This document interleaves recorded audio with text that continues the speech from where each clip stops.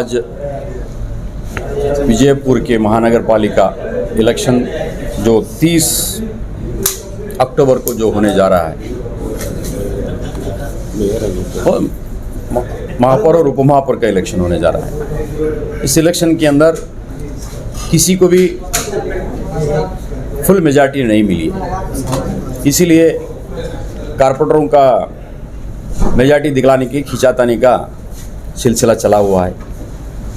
तो इस दौरान आज बीजापुर के अंदर प्रेस मीट लेने की वजह यह है कि मजलिस इत्तेहादुल मुस्लिमीन से हमारे 2 कारपोरेटर चुन के आए। उसके अंदर एक जो है वार्ड नंबर 25 सोफिया अब्दुल रहमान वाटी और एक वार्ड नंबर 28 से रिजवाना कैसर हुसैन इनामदार। अब इन दोनों ने आज तक के कुछ इलेक्शन के जो वातावरण के अंदर उन्होंने कांग्रेस को सपोर्ट देने की बात जो है खुलेआम उन्होंने बताई है। तो इसकी वजह बनी एमबी पाटिल हमारे कर्नाटक स्टेट के मिनिस्टर भी हैं, उनके घर के अंदर 11 तारीख को मीटिंग होती है। वो मीटिंग के अंदर हमारे दोनों कारपोरेटर के जो जिम्मेदार हैं, एक सोफिया अब्दुल रहमान वाटी उनके बेटे और रिजवाना कैसर हुसैन इनामदार उनके पति, उनके हस्बैंड, उस मीटिंग में शरीक भी हैं और उन्होंने अनाउंस भी किया है कि कांग्रेस में ज्वाइन किए। तो उसके बाद में कुछ डेवलप ये हुआ कि हमने कांग्रेस को सपोर्ट करके कांग्रेस का महापौर बना रहे। पार्टी को कोई इत्तला भी नहीं है और पार्टी का कोई इन्फॉर्मेशन भी नहीं था, आज तक कोई डिसीजन लेने का ये कोई पार्टी की तरफ से व्हिप भी नहीं था। फिर उनको समझाने की कोशिश किए, हमारे जिला अध्यक्ष भी और सेक्रेटरी भी, इस बात के ऊपर उन्होंने खुला अपना इजहार किया कि हमने कांग्रेस को सपोर्ट कर रहे हैं और कांग्रेस के साथ में हम जाएंगे। फिर इस बात के ऊपर हमको ये कहना पड़ता है बहुत तकलीफ़ से कि बीजापुर के अवाम, वोटर्स और यहाँ के कार्यकर्ता, नौजवान और हमारे माँ बहनें बहुत मेहनत किए और उनको चुना के लिए गए। और साथ साथ हमारे बैरिस्टर असदुद्दीन साहब को कम से कम 8 साल तक बीजापुर में आने के लिए नहीं दी, यही कांग्रेस गवर्नमेंट। कोर्ट से भी कुछ, हम हाई कोर्ट से भी कोशिश किए थे, लेकिन इलेक्शन के अंदर मौका मिला। साहब यहाँ भी तशरीफ़ लाए, जलसे किए और पाद यात्रा भी किए। आप सब लोगों को मालूम है, जब इतनी मेहनत के बाद में ये 2 सीट हमको कामयाबी मिले थे, लेकिन आज उन्होंने अपना मुस्तकबिल, सियासी मुस्तकबिल अपने खतरे में डाले हैं और आने वाले दिनों के अंदर उनको बहुत सियासी तकलीफ़ होने वाली है, क्योंकि मुसलमानों के वोटों पर और दलित और अदर जितने भी लोगों के वोटों पर जीत के आए हमारी पार्टी, सबको लेके चलने वाली पार्टी, आज उन्होंने कांग्रेस का दामन पकड़े हैं। लेकिन कांग्रेस भी इनको हाथ, जब कांग्रेस इनको टिकट नहीं दी थी जब भी हमारा दामन पकड़े थे। आज वापस हमसे जीत के आए और वापस जाके कांग्रेस का दामन पकड़ रहे हैं। 70 साल तक क्या दलितों पर, मुसलमानों पर बीते अच्छी तरह हर लोग जानते हैं, इसीलिए उनका मुस्तकबिल खतरे में, मैं इसीलिए बता रहा हूँ। तो आज अवाम भी उनको याद रखेगी और आने वाला महानगर पालिका के अंदर साहब का, मतलब असदुद्दीन ओवैसी साहब का क्लियर डायरेक्शन है कि आने वाले दिनों के अंदर हम ज़्यादा से ज़्यादा सीट बिठाएंगे इंशाल्लाह, और एमएलए सीट भी बिठाएंगे। हम एमएलए कॉन्टेस्ट भी करेंगे और कारपोरेशन इलेक्शन भी पूरे फ्लैश के साथ में हम लड़ेंगे। फिर लोगों के अंदर ये चीज़ मालूम होगी कि बाबा हमने मेजॉरिटी से अगर भेजेंगे तो फिर इसका ये जो 1 और 2 का मामला ये थम जाएगा, क्योंकि कानूनी अड़चने होते हैं, उनको डिसमिस करने के लिए भी बातचीत चल रही है, लेकिन कानून की कुछ अड़चने हैं, उसके ऊपर भी आज नहीं कल उसका खुलासा होगा। फिर हमने आज उनको ऑलरेडी उच्चाटन पत्र आज हम इनके हैंडओवर कर रहे हैं, उनके घर तक पहुंच जाएगा। आज के बाद भी उनको पार्टी में वो नहीं रहेंगे। तो ये जब कांग्रेस से जाकर मिल रहे थे, क्या आपको पार्टी को कोई इंटीमेशन नहीं थी? बिल्कुल नहीं थी। आपको कुछ बताया नहीं, आपके साथ सलाह मशवरा कुछ नहीं था? अगर उनको सलाह मशवरा करके जाते तो फिर पार्टी से निकालने का कोई संबंध नहीं आता था ना। पार्टी व्हिप जारी करती थी। आपको मैं बताया, जब हुबली का इलेक्शन जब चल रहा था महापौर का, तो साहब से अपना डायरेक्शन भी था अगर कोई डेवलपमेंट वहाँ पे ईदगाह मैदान का एक मसला था, उसके यूएपी के लड़के लोगों को जो जेल में डाले वो मसला था, उस मसले के ऊपर हमने वहाँ पे उनके मिनिस्टर से हमने बात की है, डिस्ट्रिक्ट मिनिस्टर से ये चीज़ों के है। अगर चाहेंगे तो हमारे मुद्दे हैं, ये मुद्दों पे अगर तुम क्लियरेंस देते होंगे तो हम सपोर्ट करने के लिए तैयार हैं। फिर वो बात नहीं बनी, वो बात अलग है, लेकिन आज यहाँ पे कोई बात करते तो हम कुछ मुद्दों पे बात करके उसके साथ कुछ रास्ता हल निकाल सकते थे।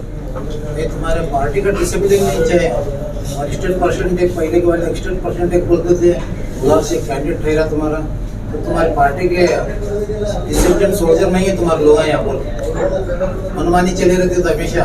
अभी आप ही यहाँ पर निकाले वो सही बात है, तुम्हारी इंटरनल डिसिप्लिन कुछ भी नहीं है यहाँ पर। अच्छा, आपकी सलाह है ये? नहीं, मैं पूछ रहा हूँ डिसिप्लिन क्यों नहीं है? हाँ, ये पूछो ना मेरे को। हाँ, क्यों इतना गैप क्यों है आपके जहाँ कॉर्पोरेट और पार्टी के बीच में? यहाँ के नेता लोगों के साथ उनकी जमती नहीं है क्या? वो पहले से हटवा दे, आप सोचे बगैर टिकट कैसा दिया? ऐसा दिया? हाँ, ये एक बात में, ये बात आप सही पूछे। जब उनको कांग्रेस की टिकट नहीं मिलने के बाद में हमारे पास में आए, सबसे पहली बात है। ये आपको पता था? पता था नहीं, हम ही बोल रहे हैं तो मैं ही बोल रहा हूँ ना, पता था नहीं, पता है था बोल के बोल रहा हूँ मैं। जब टिकट देने की जब जिम्मेदारी यहाँ पे डिस्ट्रिक्ट वालों की और उनको पूरा जांच पड़ताल करके देने की बात थी, वैसा तो बहुत से लोग आए थे हमारे पास में। जितने लोगों को टिकट दी गई है, जितने के लोगों को टिकट दी गई है, उन लोगों हमारे पार्टी में से कोई कार्यकर्ता बोल के लॉन्ग टर्म काम करने वाले कोई भी नहीं थे, एक ध्यान में रखो। क्योंकि उसकी वजह ये बनी कि यहाँ पे वार्ड डिलिमिटेशन का और कैटेगरी का मामला चल रहा था। जो लोगों ने काम करके जो टिकट हम लड़ेंगे करने की जो नियत करके कर रहे थे, उनका डिलिमिटेशन के मामले में और कैटेगरी के मामले में उन लोगों का वार्ड चेंजेस हो गया। जहाँ पे जो जेंट्स लड़ने के लिए मेहनत कर रहे थे हमारे कार्यकर्ता, वहाँ पे लेडीज़ हो गए। अब उनके घर के कोई लेडीज़ लड़ने वाले नहीं, इसीलिए जितने लोगों भी आए हमारे पास में कैंडिडेट कितने थे, 3 के 3 भी पूरे, चारों के 4 पूरे लेडीज़, 4 कैंडिडेट।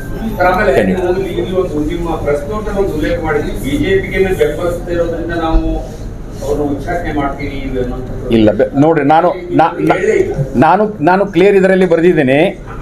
ಈಗಾಗಲೇ ಒಂದು ಪತ್ರಿಕೆ ಇದೆ, ಅದು ಸಾಲಾರ್ ನಮ್ಮ ಇಲ್ಲಿ ಕುಂತಿದ್ದಾರೆ, ಸಾಲಾರ್ ಪತ್ರಿಕೆಯಲ್ಲಿ ತಾರೀಖು ಹಾಕಿ ಬರೆದಿದ್ದೇನೆ ನಾನು. ಏನಂತ ಬಂದಿದೆ? ಸಾಲಾರ್ ಹುಬ್ಬಳ್ಳಿ ಪತ್ರಿಕೆಯಲ್ಲಿ ಇದೆ ನೋಡಿ, ಸಂಪರ್ಕಿಸಿದಾಗ ಸ್ಪಷ್ಟವಾಗಿ ಆಯಿತು. ತದನಂತರ ಜಿಲ್ಲಾ ಪಕ್ಷ ಕಾರ್ಯದರ್ಶಿ ಪತ್ರಿಕಾ ಯಾವುದೋ ಬೆಂಬಲಿಸುವ ಮೌಖಿಕವಾಗಿ ತಿಳಿಸಿದ್ರು. ಈಗ ಪತ್ರಿಕಾ ಮಾಧ್ಯಮ 26 ಅಕ್ಟೋಬರ್ 23ರಂದು ಸಾಲಾರ್ ಡೈಲಿ ಹುಬ್ಬಳ್ಳಿ ಪತ್ರಿಕೆಯಲ್ಲಿ, ಉರ್ದು ಪತ್ರಿಕೆಯಲ್ಲಿ ಸ್ಪಷ್ಟವಾಗಿ ವಾರ್ಡ್ ನಂಬರ್ 25 ವಾರ್ಡ್ ನಂಬರ್ 25 ನಗರ ಸೇವಕಿ ಶ್ರೀಮತಿ ಸೂಫಿಯಾ ಅಬ್ದುಲ್ ರೆಹಮಾನ್ ವಾಟಿ ಇವರು ಬಿಜೆಪಿಗೆ ಬೆಂಬಲಿಸುತ್ತಾರೆ ಎನ್ನುವ ಮಾಹಿತಿ ಪ್ರಕಟಿಸಿದ್ದಾರೆ. ಆ ಪ್ರಕಟಣೆ ಆದಮೇಲೆ ನಾವು ನಮ್ಮ ಅಧ್ಯಕ್ಷರಿಗೂ ಸಹ ಈ ಪತ್ರಿಕೆಯನ್ನು ಕಳಿಸಿದ್ದೀವಿ, ಅದರ ಪೂರ್ತಿ ಮಾಹಿತಿಯನ್ನು ಕೊಟ್ಟಿದ್ದೀವಿ. ತದನಂತರನೇ ಇದು ಡೆವಲಪ್ಮೆಂಟ್ ಹೆಚ್ಚಾಗಿತ್ತು. ಯಾಕೆಂತಂದರೆ ನಮ್ಮಲ್ಲಿ ಕಾಂಗ್ರೆಸ್ನಲ್ಲಿ ಹೋಗ್ತಾ ಇದ್ದಾರೆ ಅನ್ನೋದು ಊಹಾಪೋಹ ಇತ್ತು. ಆ ನಂತರ 11ನೇ ತಾರೀಕಿಗೆ MB ಪಾಟೀಲ್ ಅವರು ತಮ್ಮದೇ ಒಂದು ಫೇಸ್ಬುಕ್ ID ಮೇಲೆ ಆ ಫೋಟೋಗಳನ್ನು ಹಾಕಿ ವಿಸ್ತಾರವಾಗಿ ಹೇಳಿದರು, ಹಿಂಗೆ ನಾವು 7 ಸದಸ್ಯರನ್ನು ನಮ್ಮ ಪಕ್ಷಕ್ಕೆ ಸೇರ್ಪಡೆ ಮಾಡ್ಕೋತಾ ಇದ್ದೀವಿ ಅಂತ. ಆವಾಗ ನಮಗೆ ಸ್ಪಷ್ಟ ಆಯಿತು, ಯಾಕಂದರೆ ಊಹಾಪೋಹಗಳ ಮೇಲೆ ಯಾವುದೇ ರೀತಿಯಿಂದ ಪಕ್ಷ ಅದನ್ನು ನಿರ್ಣಯ ತಗೊಳ್ಳೋದಿಲ್ಲ. ಮತ್ತು ಈಗಾಗಲೇ ಅವರು ಒಂದು ಪತ್ರಿಕಾ ಮಾಧ್ಯಮದವರು ಒಂದು ಭಾಳ ಜವಾಬ್ದಾರಿಯಿಂದ ತಮ್ಮ ಪತ್ರಿಕೆಯಲ್ಲಿ ಹೇಳಿಕೆ ಕೊಟ್ಟಿದ್ದಾರೆ. ಆ ನಂತರನೂ ನಾವು ಅದನ್ನು ಮಾಹಿತಿ ಕಲೆ ಹಾಕಿದಾಗ ಆ ಪತ್ರಿಕೆಯಲ್ಲಿ ಬಂದಿದ್ದು ಸಹ ಸತ್ಯಾಂಶವನ್ನು ಕಂಡು ಬಂತು. ಅದಕ್ಕಾಗಿ ನಾನು ಇದರಲ್ಲಿ ಉಲ್ಲೇಖ ಮಾಡಿದ್ದೇನೆ. सत्यांश इಲ್ಲದೆ ಯಾವುದನ್ನು ಹೇಳುವಂತ परिस्थिति ಇರುವುದಿಲ್ಲ. इसीलिए हम यही चाहते हैं कि मैं एक ही बात बताऊं, अगर उन्होंने बीजेपी में जो जा रहे हैं बोल के जो न्यूज़ मिली है, और हमारे नज़र में 1 रुपये के 2 छिक्के जैसा है, वही कांग्रेस और बीजेपी दोनों एक ही है, 2 रुख है, एक पहलू के 2 रुख है हमारे नज़र में. इसलिए हम दोनों को एक ही समझते हैं. कांग्रेस को जाना क्या, बीजेपी को जाना क्या, दोनों एक ही है. वहाँ पे जुबान की मीठे हैं लेकिन बगल में छुरी है. कांग्रेस के अंदर एक जहर है, एक मीठा जहर, दोनों जहरी है. एक स्लो पॉइजन है, एक फास्ट पॉइजन है. समझने वाले को मालूम है. हम भी कई साल कांग्रेस में रहो कि हम हर चीज़ देख के आए सो हैं. वो सच्चाई यार पूरा हर इंसान जानता है. ऐसा नहीं कि कोई जानता नहीं है बोल के नहीं. जो जानता है, जिसको हजम कर ले रहा है, जहर हजम कर ले रहा है. जो जिसको हजम नहीं हो रहा है वो इजहार कर रहा है. सर, जैसे कि आपने बताया कि आपके जो कॉर्पोरेटर 2 जाकर कांग्रेस में मिले हैं, तो इस बात की इत्तला जो है आपको नहीं दी गई, तो इस बात की इत्तला आपको ना देने का कारण क्या हो सकता है? हमको इत्तला देने का या इत्तला नहीं देने की बात का मामला नहीं है, कारण उसका नहीं है, जाने का ही उनका गुनाह है। उन्होंने पार्टी के पॉलिसी छोड़ कर जा ही नहीं सकते, क्या बोल को जाते तो माफ़ कर देते, ये बात नहीं है। अभी किसके आदेश अनुसार इन दोनों कॉर्पोरेटरों को पार्टी से निष्कासित किया जा रहा है? ये बैरिस्टर असुद्दीन वो इस हिसाब दिया जा रहा है या वापस फिर लेंगे इनको, या टोटली इनको पार्टी से निकाला ही दिया जा रहा है। जब इनके साथ में बातचीत, अभी टाइम नहीं है हमारे पास। आप जो नोटिस 7 दिन की देना चाहिए, 3 दिन की देना चाहिए, बात सही है कानूनी के दायरे में, लेकिन जब 30 तारीख को इलेक्शन होने जा रहा था, आज तो सुबह मालूम पड़ा मेरे को, आज उसका नोटिस आया है रीजनल कमिश्नर से, लेकिन 30 तारीख को इलेक्शन है और आज 28 तारीख, तो 3 दिन के भी नोटिस हमको हमको जाहिर नहीं कर सकते।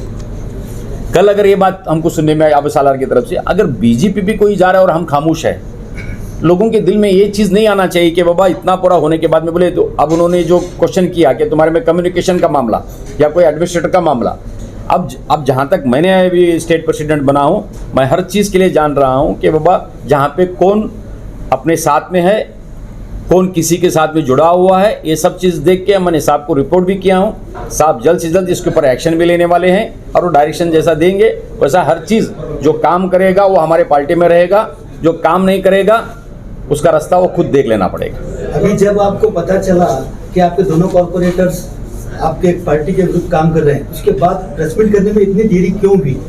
नहीं, काम कर रही के बल्कि आज तक उसको हमारे पास में कोई ठोस सबूत नहीं था।